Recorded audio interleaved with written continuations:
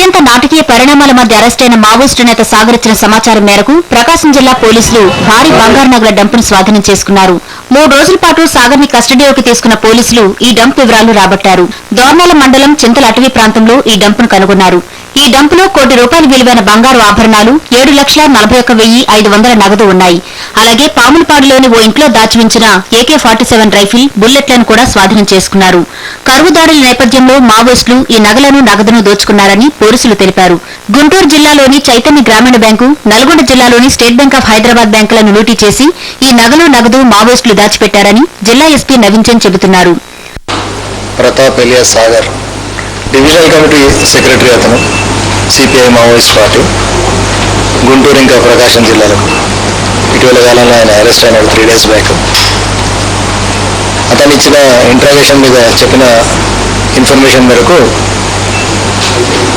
దాదాపు ₹1 కోటి worth jewellery, bank నుంచి లూటీ చేసిన జ్యువెలరీని, తర్వాత దాదాపు 7.5 లక్షల క్యాష్, ఒక AK-47.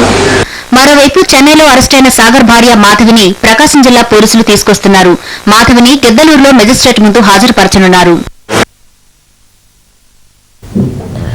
ఎన్కౌంటర్ స్పెషలిస్ట్ గా పేరున్న ఎస్పీ స్టీఫెన్ రవీంద్రపై అనంతపురం జిల్లా ఫ్యాక్షనిస్టులు కన్నెర్ర చేశారు.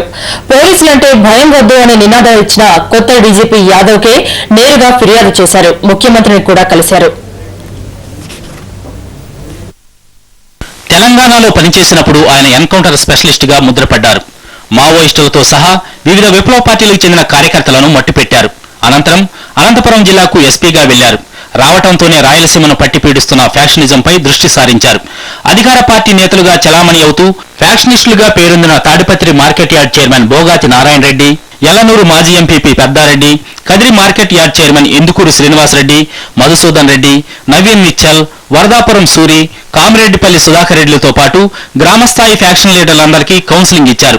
అదేవిధంగా మాజీ మంత్రి, టీడీపీ నేత పరిటాల రవిమామ, ఎల్ నారాయణ చౌదరి, పరిటాల సునీత సోదరుడు బాలాజీలతో పాటు మరికొందరికి కూడా కౌన్సిలింగ్ ఇచ్చారని పోలీసు వర్గాలు చెబుతున్నాయి. ఆ పార్టీ ఈ పార్టీ అనే తేడా లేకుండా ఫ్యాక్షనిస్టులందరికీ పద్ధతి మార్చుకోవాలంటూ హెచ్చరికలు జారీ చేశారు. తీరు మారకుంటే తీవ్ర పరిణామాలుంటాయని కూడా తేల్చి చెప్పారు. కౌన్సిలింగ్ పేరుతో పిలిపించి బూటుకాళ్లతో తన్నుతున్నారని అప్పట్లోనే ఫ్యాక్షనిస్టులు మంత్రులకు ఫిర్యాదు చేశారు. కాంగ్రెస్ మద్దతుదారుడిగా పేరున్న ఫ్యాక్షనిస్ట్ భానుకోట కిష్టప్పను, టీడీపీ మద్దతుదారుడిగా ముద్రున్న ఫ్యాక్షనిస్ట్ కమ్మ గోపాల్ను ఎన్కౌంటర్ చేశారు. దీంతో కొంతమంది అప్పట్లో జిల్లా నదిలి పారిపోయారు. ముఖ్యమంత్రి వైఎస్ కుటుంబానికి సన్నిహితుడిగా పేరున్న గుట్టకిందపల్లి వెంకటరామిరెడ్డి హత్య కేసులో నిందితుడైన ప్రసాద్ను కూడా ఎన్కౌంటర్ చేశారు.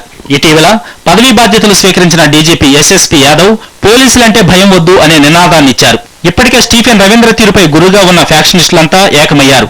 ఆయన నుంచి ప్రాణభయం ఉందంటూ నేరుగా రాష్ట్ర డీజీపీ యాదవ్ ముఖ్యమంత్రి వైఎస్ రాజశేఖర రెడ్డిలకు ఫిర్యాదు చేసినట్లు తెలుస్తోంది.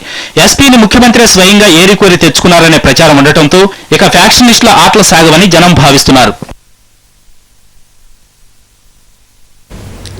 విశాఖలో జరిగిన 2 వేర్వేరు ప్రమాదాల్లో 9 మంది మరణించారు.